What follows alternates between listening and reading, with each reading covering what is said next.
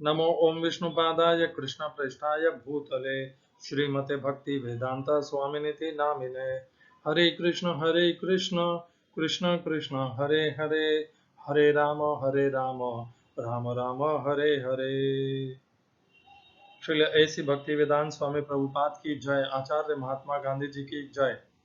भगवद गीता 2020 में आपका स्वागत है। आज हम चर्चा करेंगे तीसरे अध्याय का 28वां श्लोक। यह श्लोक हमेशा की तरह पिछले श्लोक से संबंधित है। हम पिछले अध्याय का पुनर्कथन प्रारंभ करें उसके पहले मैं आज एक संशय आप लोगों के मन में कई बार आता होगा कि मैं एक तरफ तो इस्कॉन का महामंत्र बोलता हूँ, श्री प्रभुपाद को प्रणाम करता हूँ और तभी मैं भगवद गीता प्रारंभ करता हूँ और साथ में गीता यथारूप का ही अनुवाद और ट्रांसलेशन, इंग्लिश ट्रांसलेशन और अर्थ का, शब्दों का अर्थ उन्हीं का यहाँ पर चर्चा के लिए प्रस्तुत करता हूँ और फिर भी कभी कभी मैं भगवद गीता यथारूप से अलग बोल देता हूँ। तो मैं पुनः एक बार कहना चाहता हूँ, मेरी श्रद्धा श्रीमद् भगवद गीता से है। श्रील प्रभुपाद से मैंने जो प्राप्त करने योग्य है और जो अच्छाई है वो सब चुन ली। यदि कोई चीज सही नहीं है, जो भगवद गीता का अनुवाद कहाँ कहाँ पे यदि मुझे लगता है कुछ और भी हो सकता है, तो मैं वह आपके सम्मुख प्रस्तुत कर देता हूँ। क्योंकि भगवद गीता 2020 का प्रयास इस्कॉन का प्रचार करना नहीं है, उसका प्रचार भगवद गीता का प्रचार है, भगवद गीता की सत्यता का प्रचार है। मैं भगवद गीता की सत्यता को किसी के लिए भी नहीं त्याग सकता। हरे कृष्णा। तो तीसरे अध्याय का 27वां श्लोक, उसका पुनर्कथन कर लेते हैं। प्रकृति क्रियमाणानि गुणैः कर्माणि सर्वशः अहंकार विमूढ़ात्मा कर्ता हमिति मन्यते।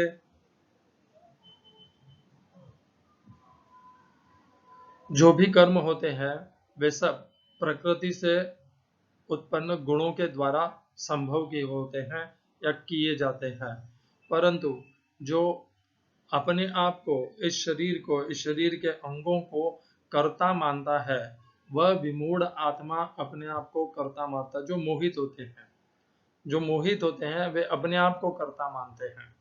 यह है भगवान ने इस श्लोक का अर्थ। और हम इसी के उपलक्ष्य में चर्चा करते हुए हमने 13वें अध्याय का 30वां श्लोक भी लिया था, जिसमें भगवान कहते हैं प्रकृतैव च कर्माणि क्रियमाणानि सर्वशः यः पश्यति तदात्मानं अकर्तारं स पश्यति। पहली पंक्ति में वही कहा गया है कि प्रकृति के द्वारा ही समस्त गुण संभव होते हैं या किए जाते हैं। दूसरी पंक्ति में कहा है परंतु जो आत्मा को अकर्ता देखता है और प्रकृति को कर्ता देखता है, वही सत्य देखता है। यह श्लोक इस श्लोक से थोड़ा सा और ज्यादा विस्तार में है। यहाँ पर तो केवल यह बताया गया है कि जो मूढ़ है वो अपने आप को कर्ता मानते हैं। उस श्लोक में एक और विस्तार बताया है कि जो यह जानता है कि वह अकर्ता है, आत्मस्वरूप, वही सच्चा बुद्धिमान है, वही कर्मयोगी है। वो जानना हमारे लिए इतना आवश्यक है। कई बार हमारे जीवन में हमारे अपने ही स्वजन ही, हमारे पुत्र पुत्री, पत्नी, माता पिता, हमारे भाई बहन हमारे साथ कुछ ऐसा व्यवहार कर बैठे हैं जो अन्याय होता है, जिससे हमारा दिल बहुत दुखता है, पीड़ा होती है। तो ऐसे में यह श्लोक हमारे बहुत काम में आता है। 13वें अध्याय का 30वां श्लोक, प्रकृतैव च कर्माणि क्रियमाणानि सर्वशः यः पश्यति तदात्मानं अकर्तारं स पश्यति। तो उन्हें कभी भी कर्ता मत समझिए। यदि वे कुछ आपके साथ गलत भी कर रहे हैं, उन्हें क्षमा कर दीजिए कि जो भी वो हो रहा है वह प्रकृति के द्वारा संभव हो रहा है, वास्तव में वो जो है वो नहीं कर रहे। कुछ ऐसा ही जीसस क्राइस्ट ने कहा उनके आतताइयों के लिए। जब जीसस क्राइस्ट को सूली पे ऐसे किले से ठोक करके उनके शरीर को, हाथ पैर को उस पे सूली पे चढ़ा दिया गया था, तब जीसस क्राइस्ट ने जो लोग आतताई थे जो उन्हें एक भयंकर खतरा मानते थे, या जिसे कहते हैं भयंकर उपद्रवी मानते थे, तो उनके लिए उन्होंने वैर भाव नहीं रखा। जीसस क्राइस्ट इतने पवित्र और क्षमावान थे कि उन्होंने उनको भी क्षमा कह दिया तथा अपने परम पिता परमात्मा से प्रार्थना की कि हे परम पिता, आप इनको क्षमा कर दीजिएगा क्योंकि ये नहीं जानते ये क्या कर रहे हैं। तो यही वो भाव है जिसके हम चर्चा कर रहे हैं 13वें अध्याय के 30वें श्लोक में, क्योंकि उन्हें नहीं पता वे क्या कर रहे हैं और वो उनके द्वारा हो भी नहीं रहा है। वो प्रकृति के गुणों द्वारा हो रहे हैं और वो केवल करता है जो वास्तविक उन शरीरों के अंदर विद्यमान जो आत्म जीवात्मा है वह तो करता है, परंतु गुण का प्रभाव इतना प्रबल होता है कि वे उस शरीर से धर्म अधर्म सब कुछ करा लेते हैं। तो जीसस क्राइस्ट अत्यंत क्षमावान थे और इसी प्रकार की प्रवृत्ति हम सब में होनी चाहिए। आज जो इतना बड़ा मुंबई में घमासान चल रहा है, दो अलग अलग औरतें हैं, एक तरफ है कंगना रनावत जो सत्य के लिए लड़ रही है, और एक तरफ है रिया चक्रवर्ती जिसने ड्रग्स देख करके सुशांत सिंह राजपूत को नशेड़ी बना करके, पता नहीं उसको मार डाला क्या किया वो तो सीबीआई जाने, परंतु उसको नशेड़ी जरूर बनाया, इतना तो सिद्ध हो चुका है। फिर भी बॉलीवुड के एक्टर्स, बड़े बड़े पॉलिटिशियंस उस आरोपी रिया चक्रवर्ती का समर्थन कर रहे हैं, परंतु जो सत्य की लड़ाई कंगना रनावत लड़ रही है उसके साथ कोई नहीं खड़ा, वो अकेली लड़ रही है। दबंग है एकदम। सलमान खान तो पिक्चर में दबंग है, ये कंगना रनावत सच में दबंग है। और यही होता है क्योंकि मनुष्य गुणों और कर्म के कारण इतना फंस जाता है, उसे क्या करना है क्या नहीं करना, क्या धर्म है क्या अधर्म है, कुछ दिखता नहीं है उसे केवल अपना स्वार्थ, अपनी कामनाएं, अपना लाभ, इसके अलावा कुछ नहीं दिखता। कुछ लोग होते हैं जिनको यह दिख जाता है कि उन्हें क्या करना है, जैसे कंगना रनावत। आज वह सही है, भविष्य में रहेगी नहीं रहेगी इसका नहीं कह सकते, क्योंकि ये प्रकृति ऐसी ही है। आज जो सही है हो सकता है वह कल गलती भी कर ले, परंतु आज के मुद्दे में वह सही है।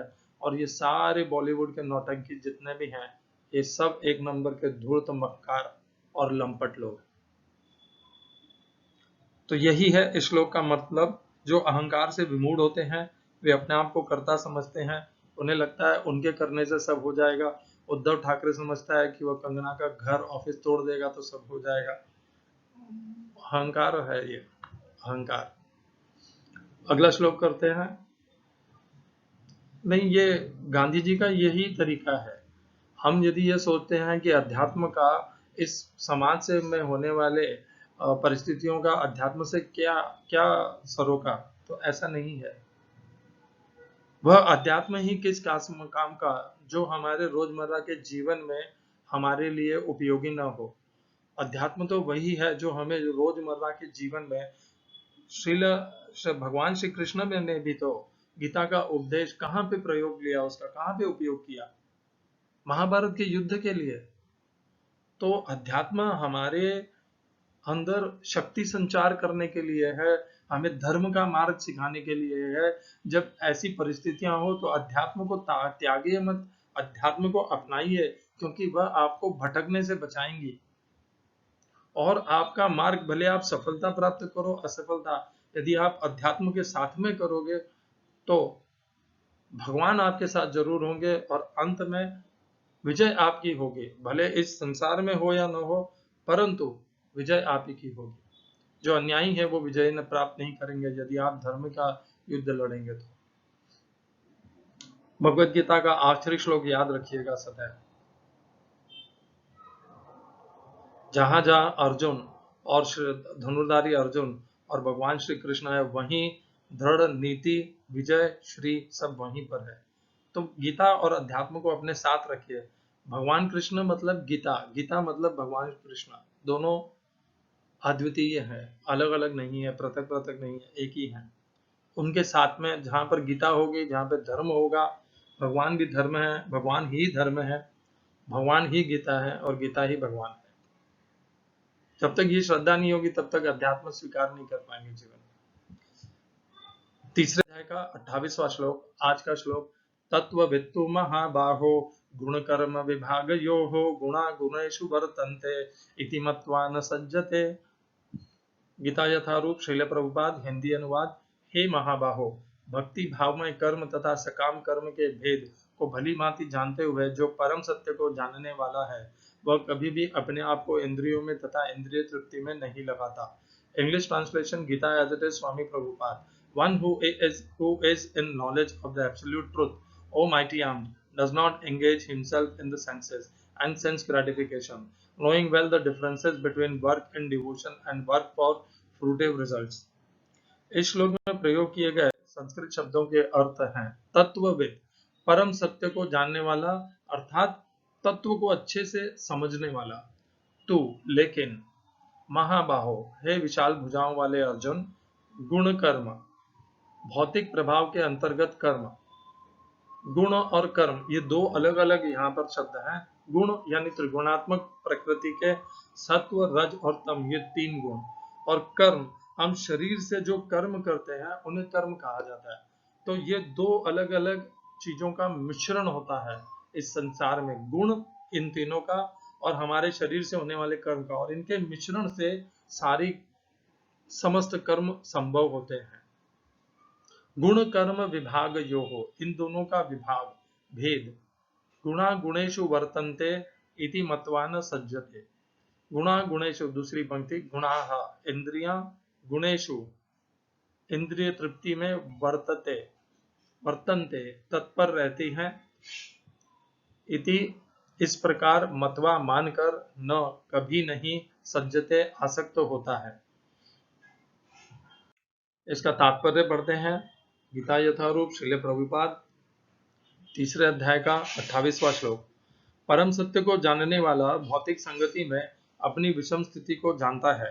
वह जानता है कि वह भगवान कृष्ण का अंश है और उसका स्थान इस भौतिक सृष्टि में नहीं होना चाहिए। वह अपने वास्तविक स्वरूप को भगवान के अंश के रूप में जानता है, जो सच्चित आनंद है, और उसे यह अनुभूति होती रहती है कि मैं किसी कारण से देहात्म बुद्धि में फंस चुका हूँ। अपने अस्तित्व की शुद्ध अवस्था में उसे सारे कार्य भगवान कृष्ण की सेवा में नियोजित करने चाहिए। फलतः वह अपने आप को कृष्ण भावनामृत के कार्यों में लगाता है और भौतिक इंद्रियों के कार्यों के प्रति स्वभावतः अनासक्त हो जाता है, क्योंकि वे परिस्थिति जन्य तथा अस्थायी हैं। वह जानता है कि उसके जीवन की भौतिक दशा भगवान के नियंत्रण में है। फलतः वह सभी प्रकार के भौतिक बंधनों से विचलित नहीं होता, क्योंकि वह इन्हें भगवत कृपा मानता है। श्रीमद् भागवत के अनुसार जो व्यक्ति परम सत्य को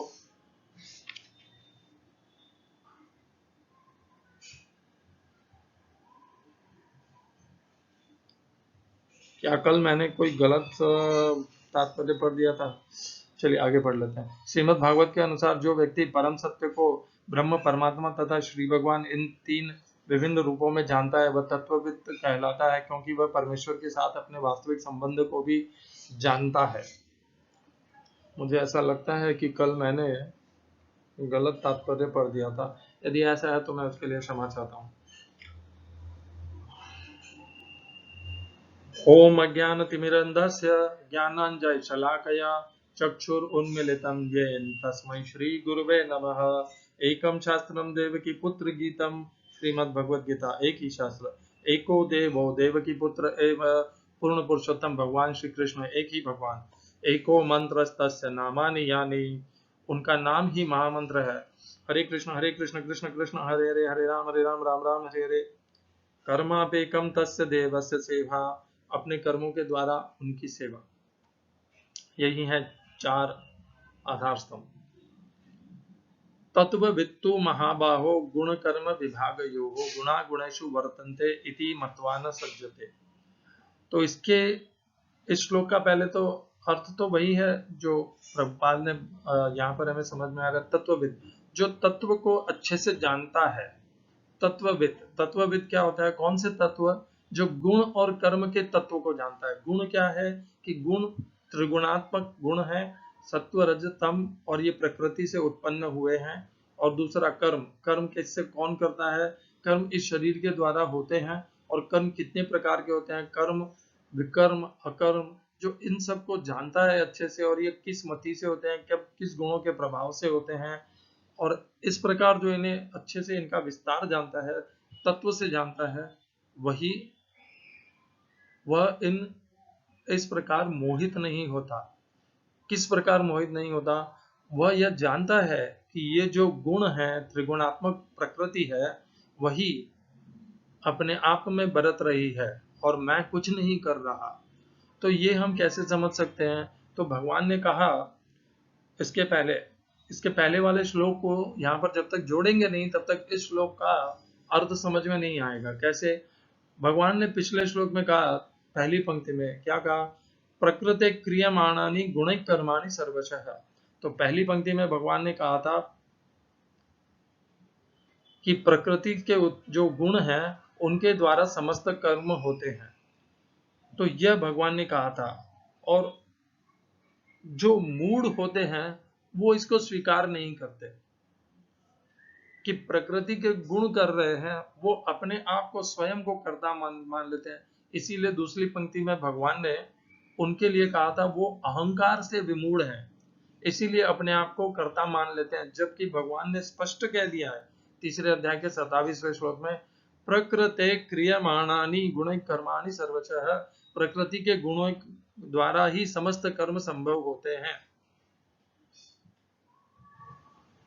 प्रकृति के गुण हमें दिखते नहीं है, वे अव्यक्त हैं। हमने में से किसी ने भी आज तक सत्व, रज और तम इन गुणों को इस भौतिक दृष्टि से देखा नहीं है, देख पाएंगे भी नहीं, क्योंकि ये अत्यंत सूक्ष्म है, दिखने वाले नहीं है।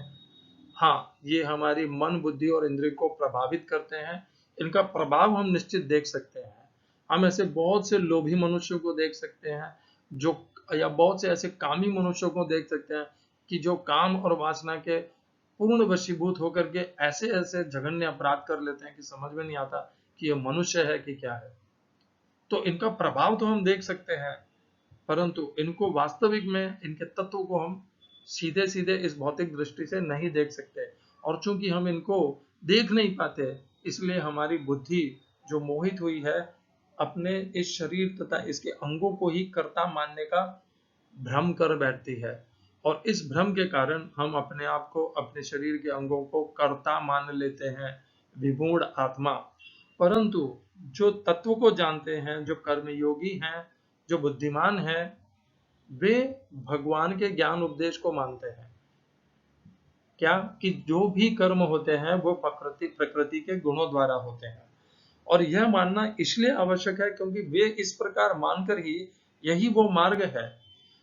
हमारे पास दो ही पर्याय हैं, या तो हम ये माने कि हम ही सबको, ये हम ही करता है, या तो हम ये मान सकते हैं, या हम ये मान सकते हैं कि प्रकृति करता है। यदि जब तक हम मोहित रहेंगे, मूड रहेंगे, तब तक हम ये मानते रहेंगे कि हम करता है, और जब तक हम ये अपने आप को मानते रहेंगे तब तक हम मूड ही रहेंगे। हमारी बुद्धिमत्ता कब जागृत होगी? जब हम अपना अहंकार छोड़ करके यह भगवान के उपदेश को अपने बुद्धि में अच्छे से स्थिर कर लेंगे कि मैं करता नहीं हूं, प्रकृति के गुण और प्रकृति ही करता है। और जब यह हमारी मन बुद्धि में दृढ़ हो जाएगा, तब हम कर्ता के अहंकार को त्याग पाएंगे। जिस अहंकार के मोह का भगवान ने तीसरे अध्याय के 27वें श्लोक की दूसरी पंक्ति में वर्णन किया, इसके पिछले श्लोक में, उस मोह को, उस अज्ञान को पार करने का यही एक मार्ग है कि हम अपने को नहीं, प्रकृति को कर्ता माने, प्रकृति के गुणों को कर्ता माने। और यह प्रयत्न करते करते शनै शनै जो तत्वविद होते हैं, वे अपने मन और बुद्धि को इस प्रकार दृढ़ करके समझा लेते हैं, समझा करके दृढ़ कर लेते हैं कि मैं करता नहीं हूं, और न वह दूसरा जीवात्मा है, जो कुछ भी हो रहा है वह प्रकृति के गुणों द्वारा हो रहा है। और वास्तविक यही सत्य है।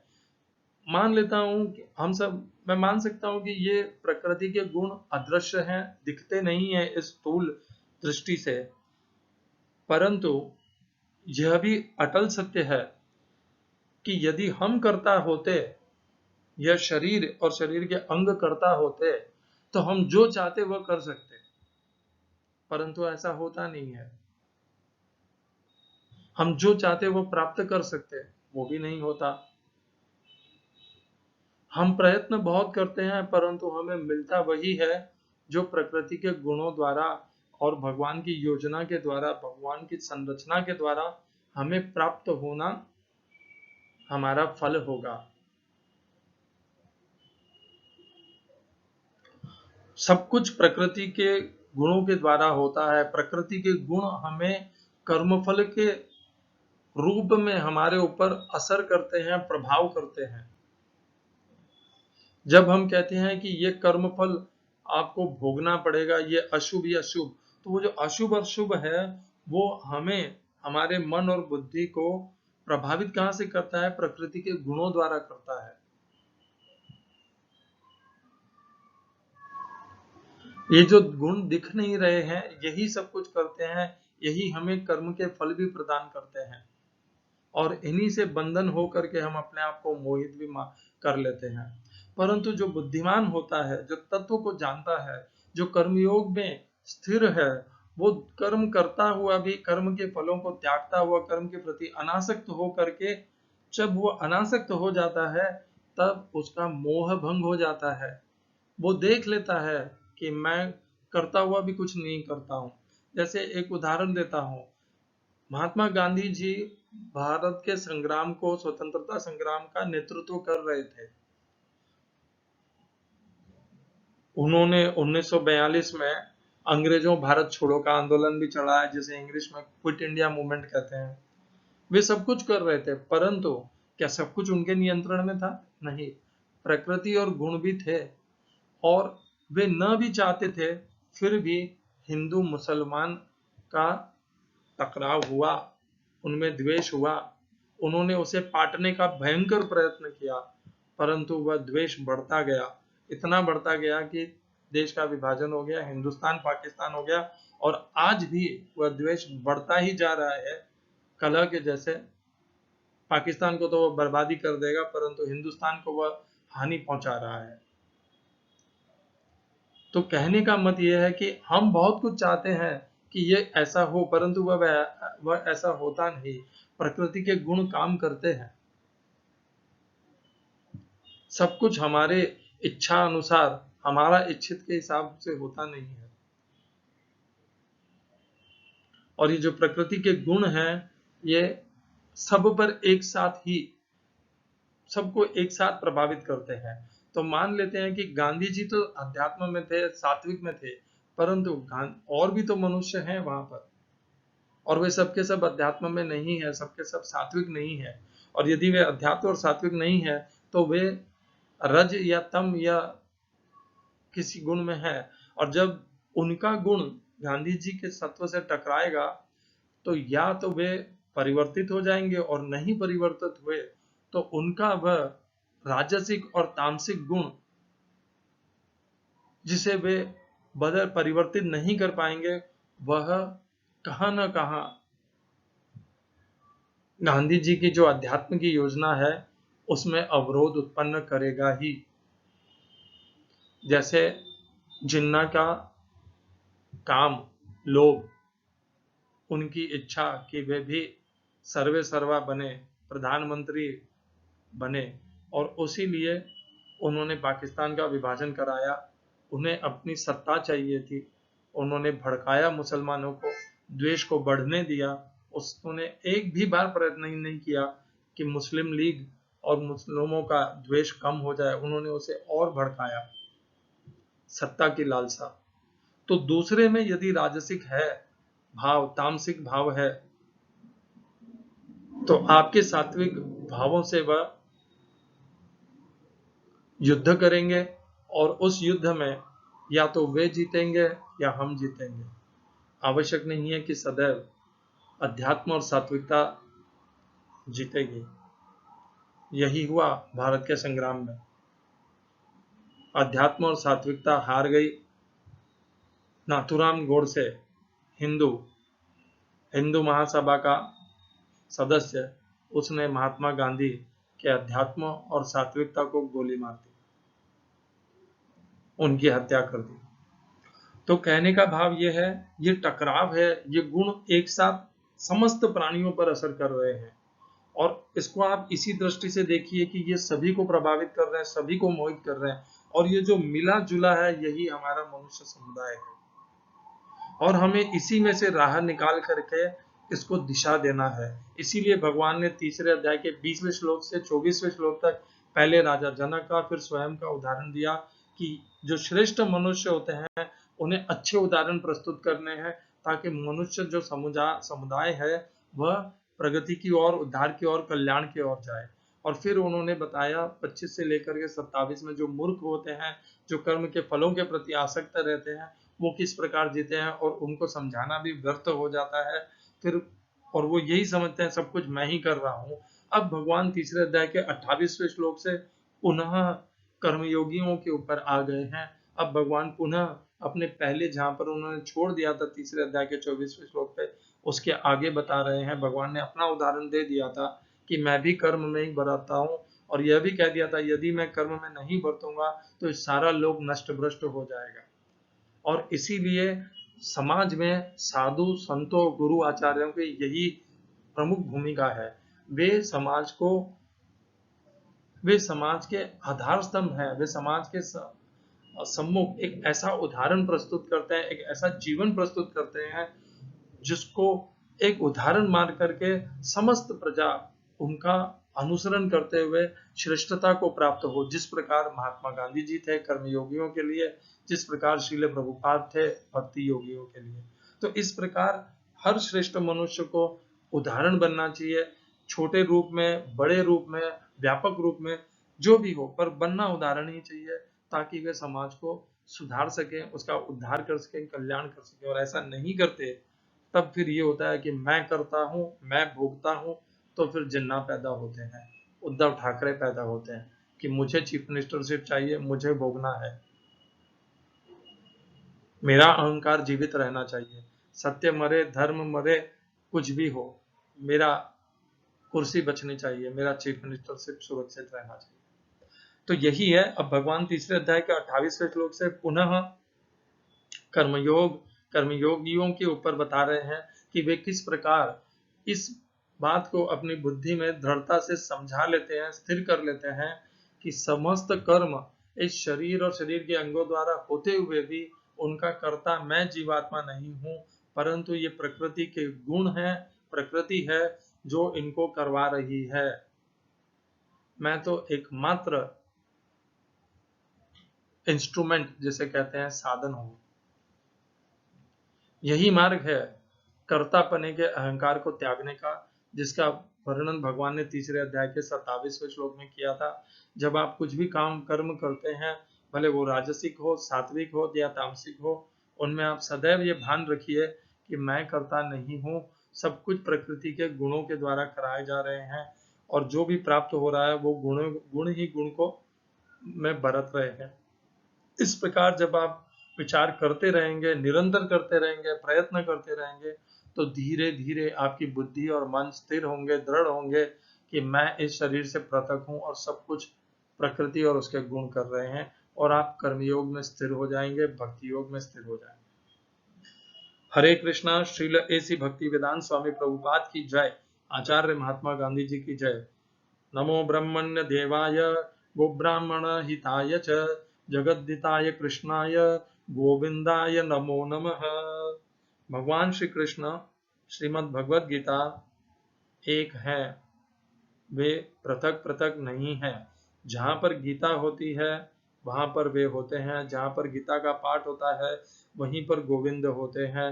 और गीता केवल पाठ करने के लिए नहीं है, वह जीवन में अनुसरण करने के लिए है, व्यवहार में उतारने के लिए है।